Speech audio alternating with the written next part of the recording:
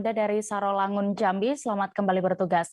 Kita beralih ke informasi berikutnya. Di Aceh, warga dan perangkat desa melaporkan Kecik atau Kepala Desa Pulo Drin Bekah, Kecamatan Berah Melia, Aceh Utara ke Polres Lok Sumawe.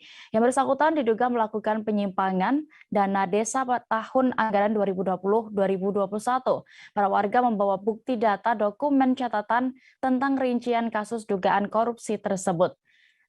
Selengkapnya akan dilaporkan rekan Zaki Mubarak, reporter dari Serambi News yang sudah bergabung bersama kami di sana. Silakan rekan. Ya, terima kasih Dea.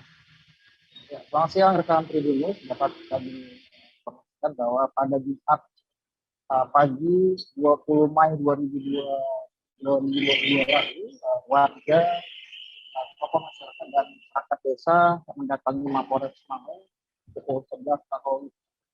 Mereka datang membawa sejumlah berkas dan melaporkan dugaan penyimpangan dana desa terhadap Kecik Muhammad Nasir, Gampung Pulau Drin Bekah, Kecamatan Berah Melia, Aceh Utara. Nah, kedatangan mereka ya telah diterima oleh Sentra Pelayanan Kepolisian Terpadu SPKT Polres Semarang, dan selanjutnya pengaduan tersebut telah diterima oleh unit Tipikor Polres Semarang. Kemudian selanjutnya dari Satreskrim Polres sendiri, AKP Deskan Julian, telah membenarkan laporan tersebut, pengaduan masyarakat tersebut pada pihaknya, dan telah menerima sejumlah berkas dan 5 catatan yang menjadi klarifikasi dari pihak masyarakat. Dan saat ini pihak polisi sedang menunggu klarifikasi dari saksi-saksi pengaduan masyarakat, kemudian akan berkoordinasi dengan pihak inspektorat dengan dugaan atau penyimpangan dana desa tersebut.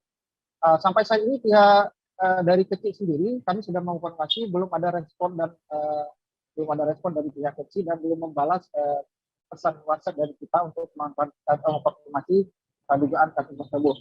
Kemudian warga juga berharap bahwa kasus ini harus ditangani oleh pihak kepolisian Polres Semarang.